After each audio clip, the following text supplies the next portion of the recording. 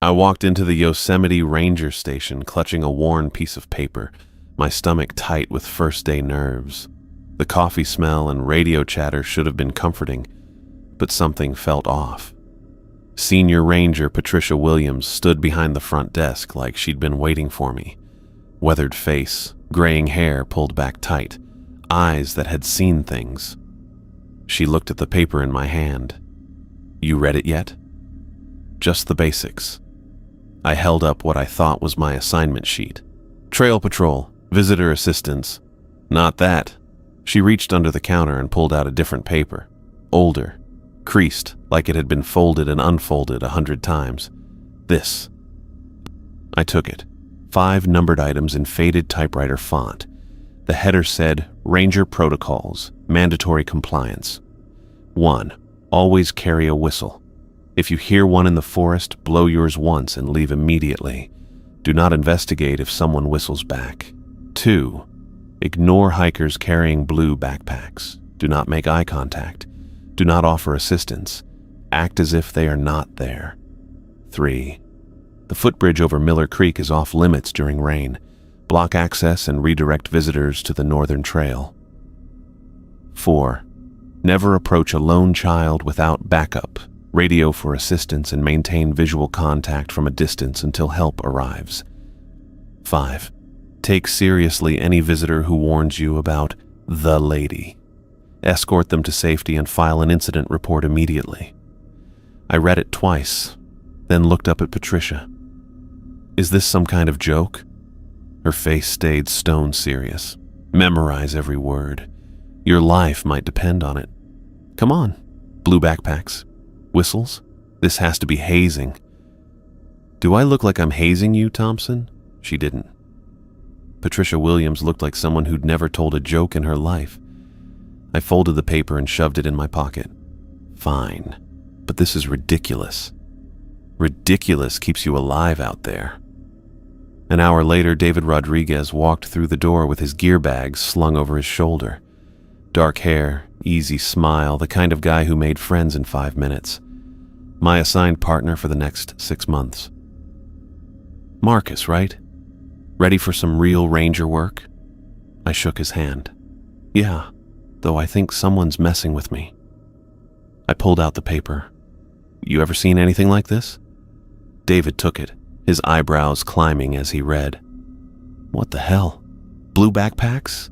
The lady? He looked genuinely confused. This is new to me, man. I've been working summers here for 3 years. Relief hit me like cold water. So you think it's bullshit too? Has to be. Probably some old-timer's idea of breaking in the new guy. He handed it back. I'd ignore it. We spent the morning on the mist trail, helping tourists with directions and reminding them to stay on marked paths. Normal stuff. David knew the park like he'd grown up here, pointing out landmarks and sharing stories about rescues he'd been part of. See that ridge up there? Last summer we pulled a guy off those rocks. Thought he could free climb without gear. David shook his head. City people, man. No respect for what nature can do. The afternoon brought more of the same. Lost hikers, questions about permits, a family who'd somehow gotten their car stuck trying to drive up a hiking trail. David handled everything with the kind of calm confidence I hoped I'd develop. We were heading back toward the station around 4 when I heard it. A sharp whistle. 3 short blasts echoing through the trees. My hand went to the whistle on my belt before I even thought about it. The paper's words flashed in my head. Blow yours once and leave immediately. Someone's in trouble. David was already moving toward the sound. Come on. Wait. I grabbed his arm.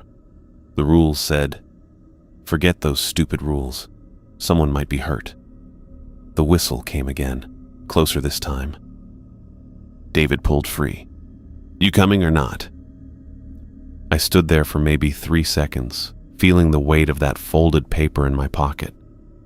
David was already 20 feet ahead, moving fast through the trees. Damn it, I muttered, and went after him. My hand kept drifting to the whistle on my belt. The rule was clear enough. Blow once and leave. But I couldn't just let David go alone, even if he thought this was all nonsense. The undergrowth got thick fast once we left the main trail. Branches caught at my uniform, and I had to duck under a fallen log that David had vaulted over without breaking stride. He moved through the forest like he'd been doing it his whole life. The whistle came again. 3 sharp blasts, same as before. "There," David said, pointing ahead. "Maybe 50 yards. We pushed through a stand of young pines, their needles scraping against our sleeves. The forest floor was soft with years of fallen leaves, muffling our footsteps. I could smell the dampness of rotting wood and that clean, sharp scent of pine sap. "Hello?" David called out. "Anyone need assistance?" No answer. We kept moving. The whistle had sounded close, but distances could be tricky in the trees. Sound bounced around, echoed off the trunks and rocks. "Should be right here," David said, stopping in a small clearing between 2 massive sequoias. We looked around. Nothing. No person, no dropped pack, no signs anyone had been here recently. The ground was undisturbed except for our own footprints. A few birds called from somewhere overhead, but that was it. "Hello?" David tried again, louder this time. Silence. I felt something cold settle in my stomach. The kind of feeling you get when you're walking alone at night and hear footsteps that stop when you stop. "Must have moved on," David said, but he sounded frustrated. Probably heard us coming and figured they didn't need help after all. Maybe. We waited another minute, listening. No whistle, no voices. Just the normal sounds of the forest. Wind in the branches, the distant call of a jay. "Well, this was a waste of time," David said, turning back toward the trail. "Come on, we should head back before Patricia starts wondering where we are." I followed him, but I kept looking over my shoulder. That dread in my stomach wasn't going anywhere. The next morning, I got to the ranger station early. Wanted to talk to David about what had happened, maybe see if he'd thought about those rules anymore. His locker was empty. Not just cleaned out, completely empty. No name tag on the front, no combination lock hanging from the latch, like it had never been used. I walked over to the desk area. David's nameplate was gone. The desk itself looked like it had been sitting unused for weeks. "Patricia?" I called out. She came out of the back office carrying a stack of incident reports. "Morning, Marcus. How was your first solo patrol yesterday?" I stared at her. "Solo patrol? Your assignment, Mist Trail Solo Patrol. How did it go?" "I wasn't on solo patrol. I was with David Rodriguez, my partner." Patricia's face went blank. Not confused. Blank. Like I'd just asked her about someone who didn't exist. "I'm sorry. Who?" "David Rodriguez. You assigned him to me yesterday morning. He came in right after our meeting carrying his gear bag." "Marcus, I don't know anyone named David Rodriguez." The cold feeling in my stomach spread up into my chest. "He's worked here for 3 years. Summers. He told me about pulling a free climber off a ridge last year." Patricia set down the reports and looked at me with genuine concern. "Marcus, are you feeling all right? You were assigned to solo patrol yesterday. I have the duty roster right here." She pulled out a clipboard and showed me. There was my name, clear as day. Marcus Thompson, Mist Trail, Solo Patrol. No David Rodriguez anywhere on the sheet. "This is wrong," I said. "You assigned him to me. I worked with him all day." "I think you might be confused. Let me check the employee database." She sat down at the computer and pulled up the personnel files. I watched over her shoulder as she scrolled through the list. Anderson, Chen, Hayes, Mitchell, Thompson, Williams. No Rodriguez. "Search for David," I said. She typed it in. 2 results. David Chen, a seasonal worker from 2 summers ago, and David Mitchell, who worked the north entrance. "David Rodriguez," I said. Rodriguez. She typed it in. No results found. "Marcus, there's no record of anyone by that name ever working here." I felt like the ground was shifting under my feet. He was here yesterday. I talked to him. We worked together for 8 hours. Patricia stood up and put a hand on my shoulder. Why don't you sit down? You look pale. I'm not crazy, I said. David Rodriguez worked here. He was my partner. But even as I said it, I could hear how it sounded. I spent the next 3 days asking every ranger I could find about David. Jennifer Hayes, who worked the visitor center. Tom Anderson, who'd been here for 15 years. Mike Chen, David Mitchell, even the seasonal workers. Same response every time. Polite confusion, genuine concern for my mental state. No one had ever heard of David Rodriguez. No one remembered him at all. I started questioning everything after that. Maybe I was losing it. Maybe the stress of the new job, the isolation, all of it was getting to me. 3 days of people looking at me like I needed professional help will do that to a person. But then I walked into the break room.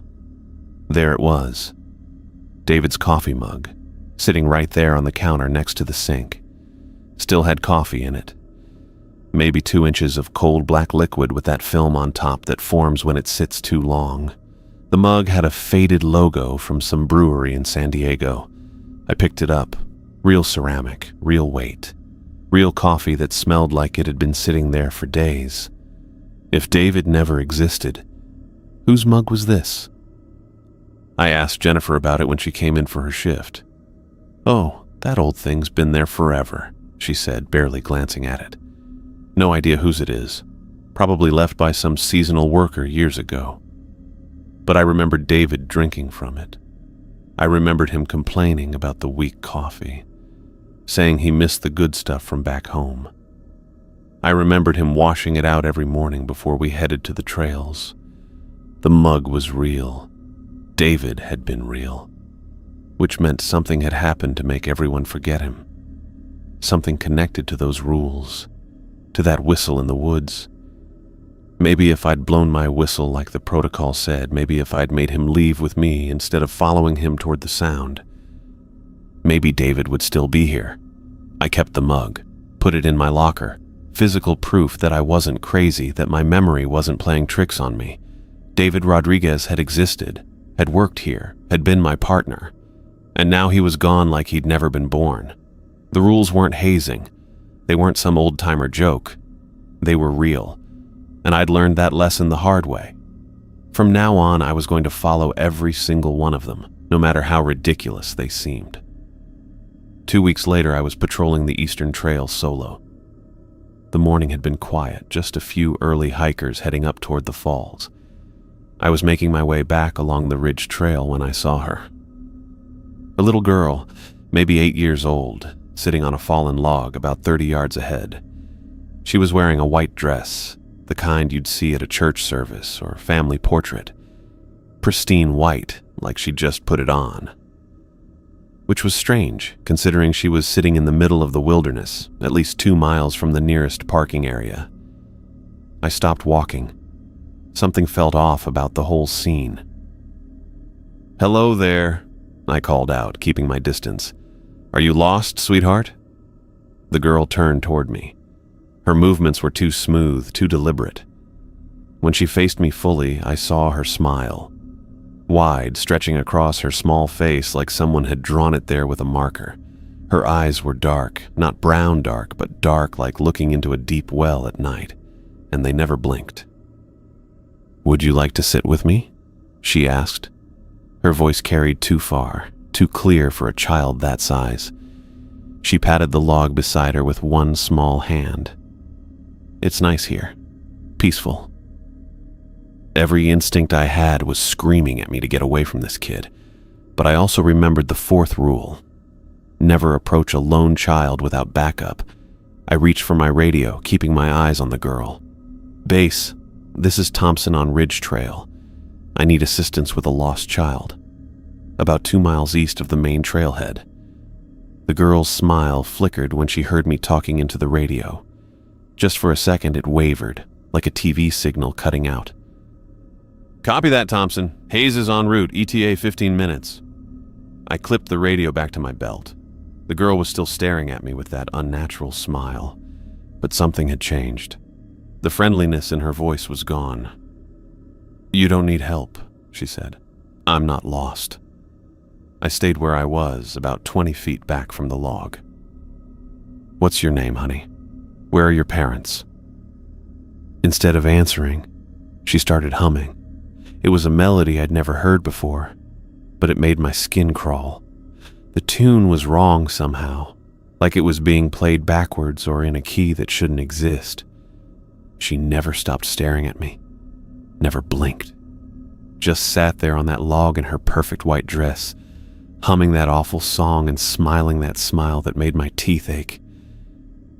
I kept my distance and waited. The humming went on for what felt like hours, but was probably only a few minutes. My radio crackled with static, and I heard Jennifer's voice cutting through. "Base to Thompson. ETA 10 minutes. Still need assistance?" The girl's head snapped toward my radio like a bird tracking movement. Her humming stopped. "Copy that," I said into the radio, not taking my eyes off her. "Still here." When I clipped the radio back to my belt, she tilted her head at an angle that made my stomach turn. Too far, like an owl. "You called for help," she said. Her voice was different now, colder. "I don't need help. Just want to make sure you're safe," I said. She laughed. It sounded like glass breaking. I stayed right where I was and waited for Jennifer. 20 minutes later, I heard boots on the trail behind me. Jennifer appeared through the trees, moving quick but quiet. She took one look at me standing there and slowed down. "Where's the child?" she asked. I turned toward the log, empty. Just weathered wood and some scattered leaves. "She was right there," I said. "White dress, about 8 years old." Jennifer walked over to the log and crouched down next to it. She ran her hand over the bark, then checked the ground around it.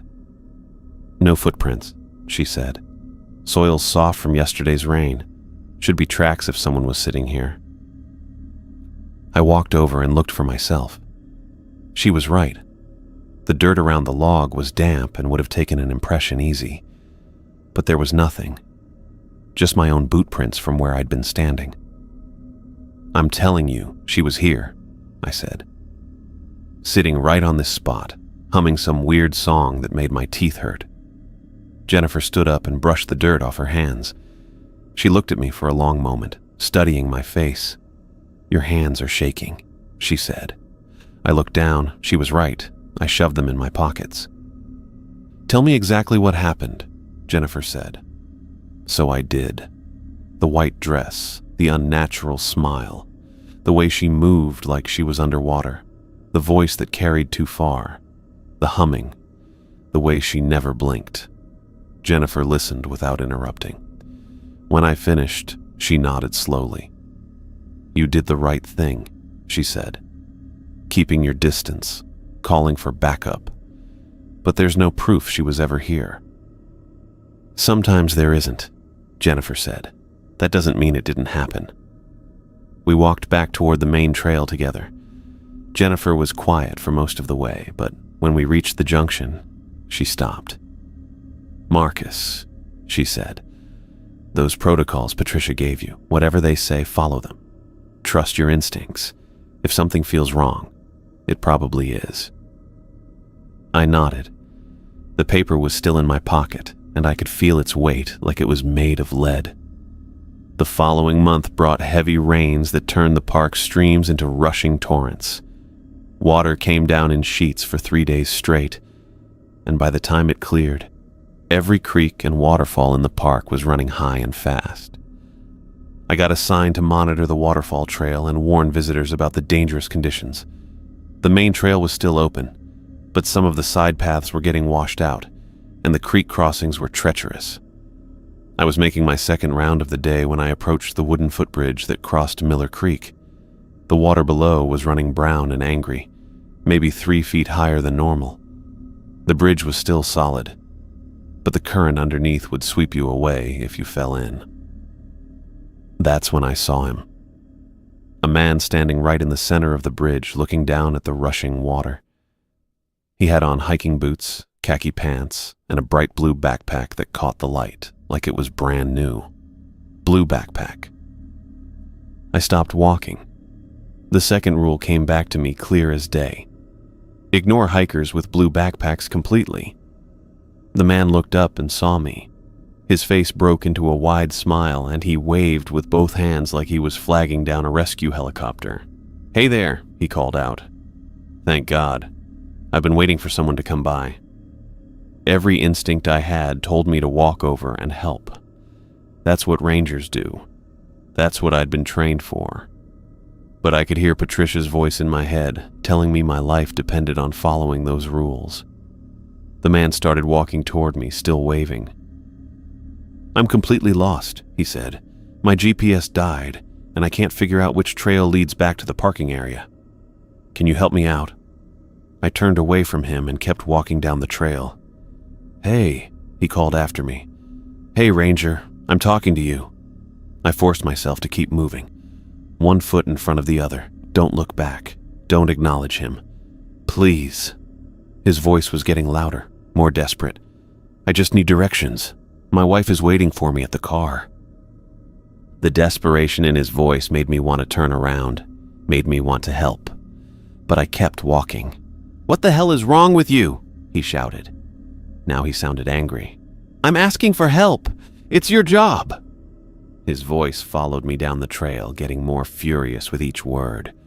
But I forced myself to keep going step after step until I couldn't hear him anymore. An hour later, I made my way back to the footbridge. Had to check. Maybe see if the guy made it out okay, even though I wasn't supposed to care. The bridge was empty. No sign of the man anywhere. No blue backpack, no khaki pants, nothing. Just the wooden planks slick with rain and the creek still running high and angry underneath. I walked to the center where he'd been standing, looked down at the rushing water, then back toward the trail. Guy could have found his way out, I figured. Could have gotten those directions from someone else. That's when I saw the railings. Deep gouges carved into the wood on both sides. 4 parallel lines, like something with claws had raked across the surface. The cuts were fresh, wood still pale where whatever made them had torn through the weathered exterior. I ran my fingers along the marks. They went deep, maybe half an inch into solid timber. I couldn't think of what could have done that. Bear claws, maybe. But bears didn't usually mess with bridges. And these gouges were at the exact height where a person would grip the railing. The rain kept falling. I stood there another few minutes, staring at those marks, then headed back to finish my patrol. A couple months later, when the leaves had turned and most of the summer crowds had cleared out, I was doing a routine sweep of the eastern trails. Quiet day, cool air, not many hikers willing to venture out with winter coming on. That's when I saw the old man. He was maybe 65, 70 years old. Asian guy, thin, wearing a light jacket and hiking boots that looked like they'd seen some miles. But he wasn't walking. He was standing perfectly still about 30 yards ahead, right in the middle of the trail, looking over his shoulder. I approached slow, the way you do when something feels off. He didn't notice me at first, too focused on whatever he thought was behind him. "Everything okay, sir?" He spun around fast, eyes wide. Took him a second to register that I was a ranger. "Oh," he said. "Oh, thank God." His voice was shaky, hands trembling a little. "You having some trouble out here?" That's when he grabbed my arm, fingers digging in through my jacket sleeve. "She's been following me," he whispered. "Since dawn, since I started hiking." I kept my voice calm. "Who's been following you?" "The lady."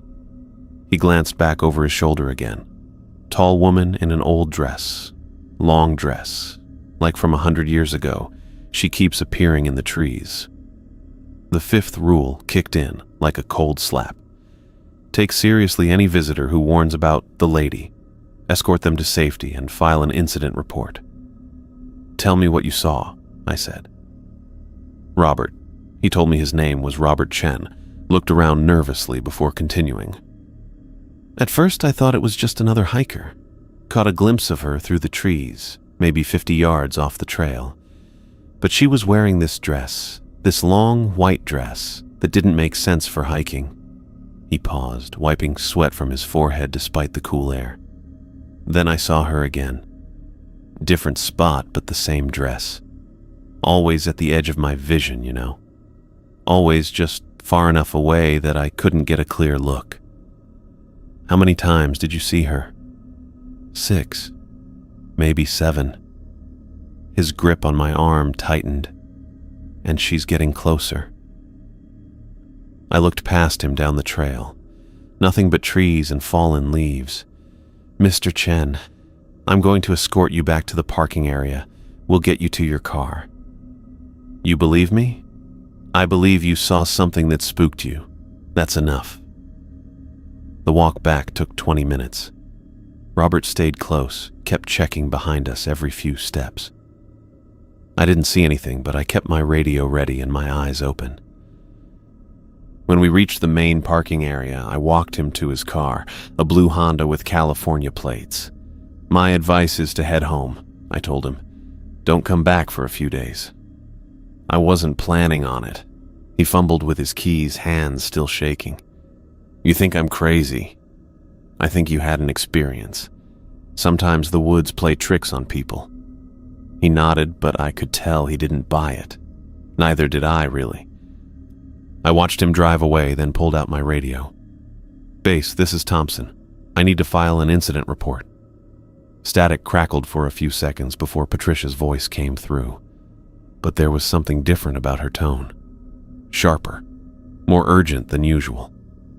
What kind of incident?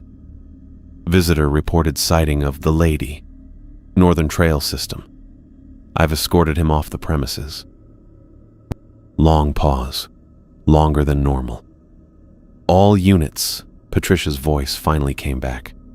Avoid northern trails for the remainder of the day. Repeat, northern trails are off limits until further notice. I spent the afternoon helping visitors pack up and clear out. Patricia hadn't told me why we were evacuating everyone early, just that it needed to happen fast.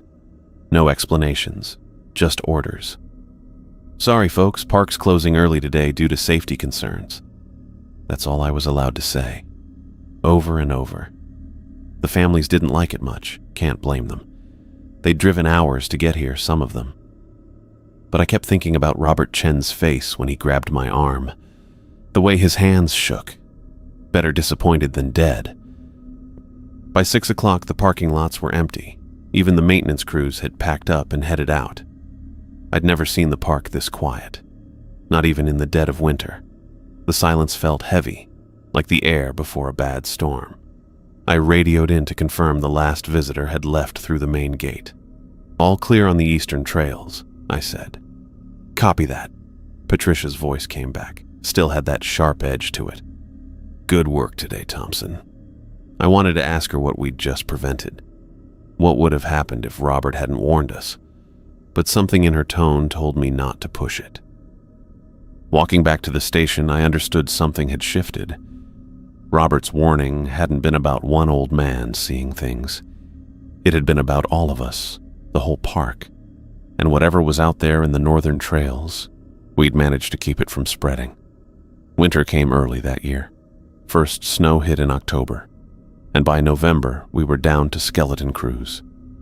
Most of the seasonal workers had gone home, just the core staff left to handle the few hardy visitors who didn't mind hiking in freezing weather. I'd been following the rules for 6 months now. Every single one. 3 more blue backpack hikers had tried to get my attention. I'd walked past all of them without so much as a glance. Each time I'd felt their eyes on my back for way too long. Way too intense. 2 more whistle calls had echoed through the trees during my patrols. Both times my hand had gone straight to my own whistle.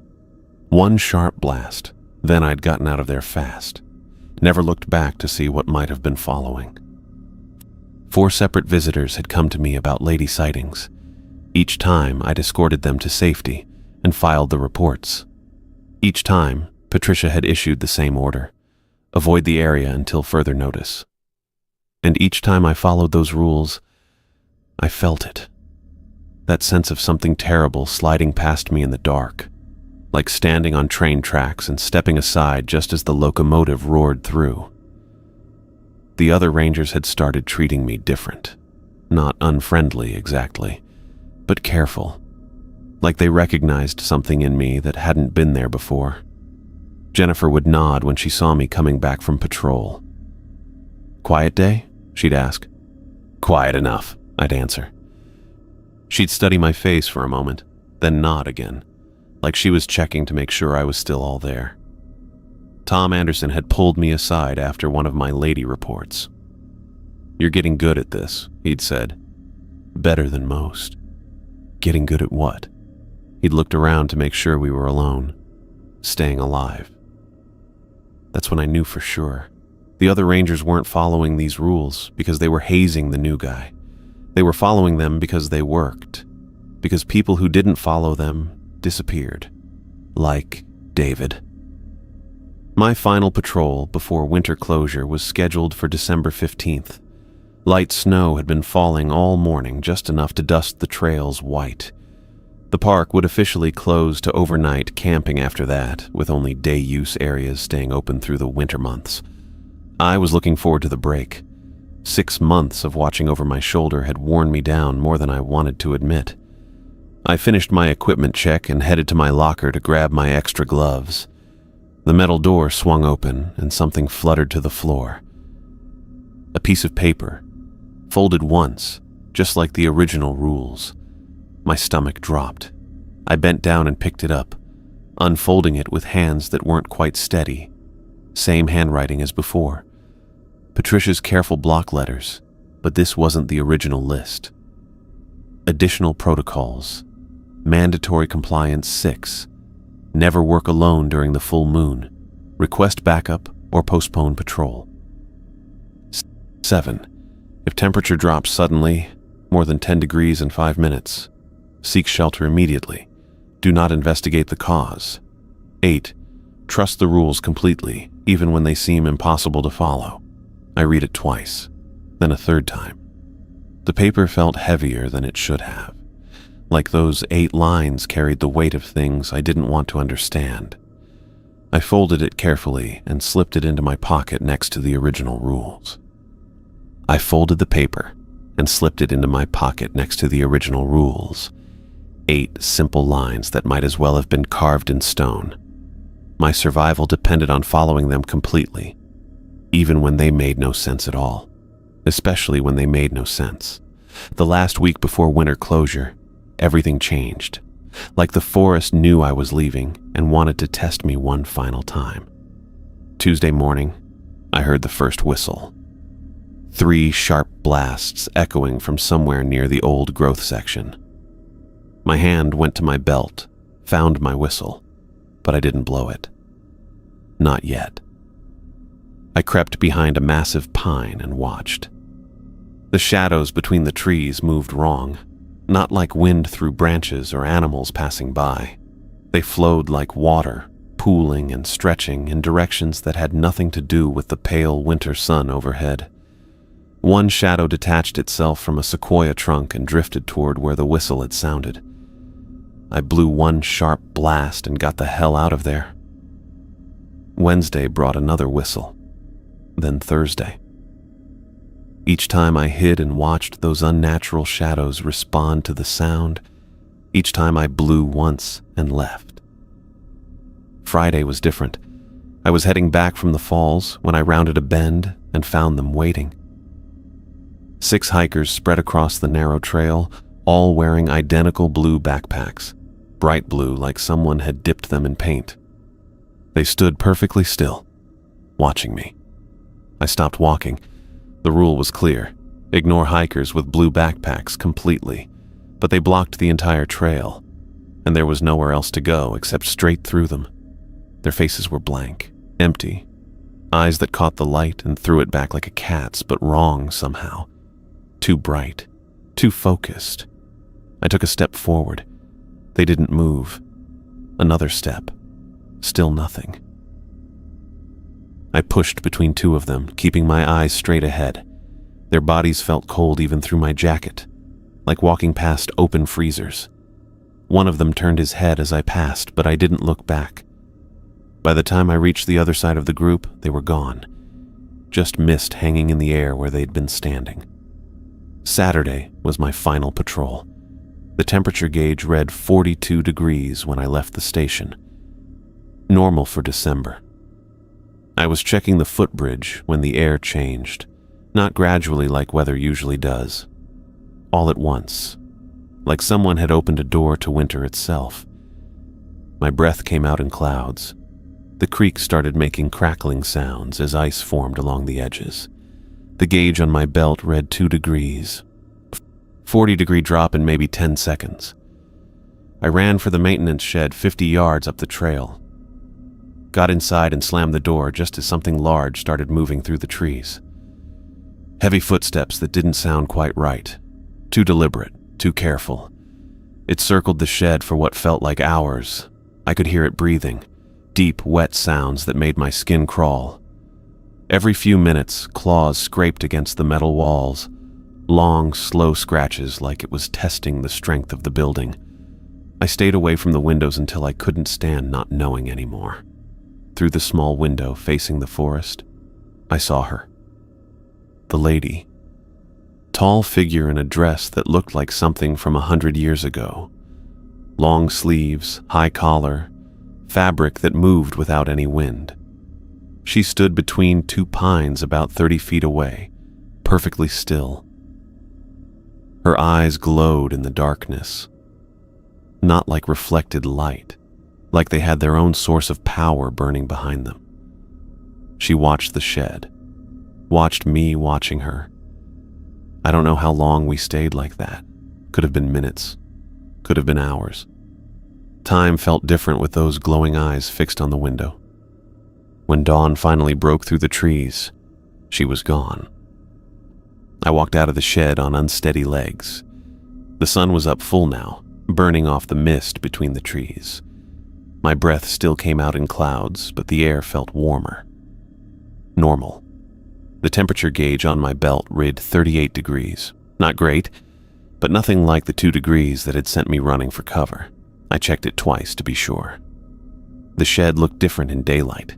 Just a plain metal building with scratches on the walls. Could have been from bears. Could have been from maintenance equipment scraping against it. Hard to say. But I knew what I'd heard circling outside. I knew what I'd seen standing between those pines. The walk back to the station took 20 minutes. My legs felt heavy, like I'd been running for hours instead of hiding in a shed. Every shadow between the trees made me look twice, but nothing moved except normal forest things. A squirrel ran up a pine. A jay called from somewhere overhead. Patricia was waiting when I got back. She stood by the front door with her arms crossed, watching me come up the path. "You look like hell," she said. "Long night." "I bet." She studied my face. "Temperature drop?" "Yeah, 40 degrees in about 10 seconds. She nodded like this made perfect sense. And I made it to the maintenance shed. Something circled it for a while. Then she showed up. Patricia's expression didn't change, but something shifted behind her eyes. The lady, standing between 2 pines, watched the shed, watched me watching her. How long? Don't know. Time felt different. When the sun came up, she was gone. Patricia unlocked the station door and held it open for me. "Come on, we need to talk." Inside, she poured 2 cups of coffee from the pot that had been sitting since yesterday. It tasted like burnt water, but I drank it anyway. The warmth felt good.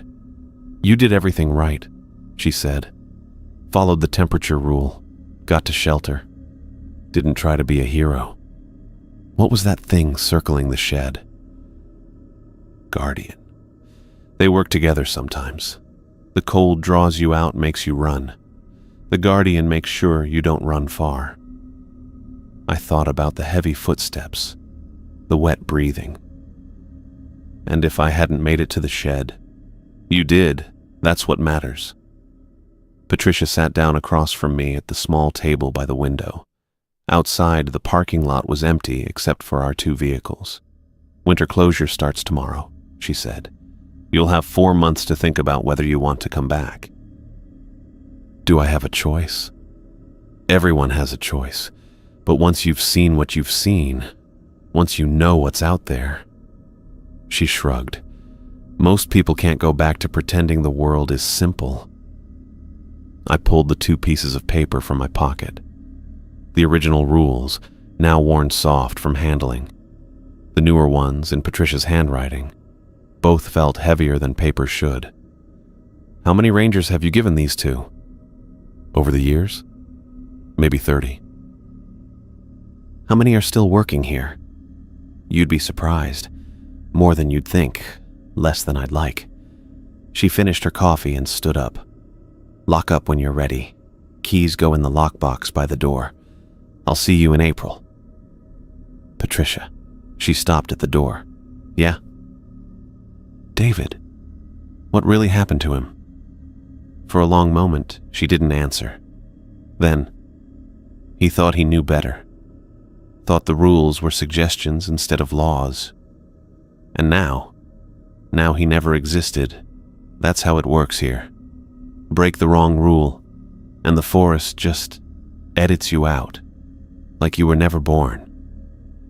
She left me sitting at the table with my cold coffee and the papers spread in front of me. I read through both sets of rules one more time. 8 simple guidelines that had kept me alive in a place where reality bent around things that shouldn't exist. I folded the papers carefully and put them back in my pocket. The station felt different, empty, bigger somehow.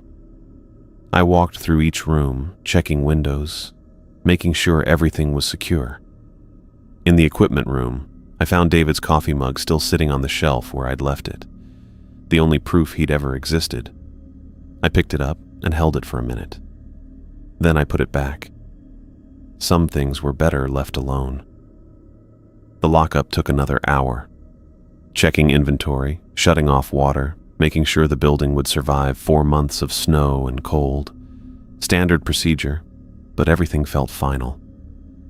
Like I was closing the door on more than just a building. Outside, the parking lot stretched empty under gray sky. My car sat by itself near the gate, looking small against the forest that pressed in on all sides. I could feel the trees watching. Not hostile exactly, just aware. I walked to my car and got in.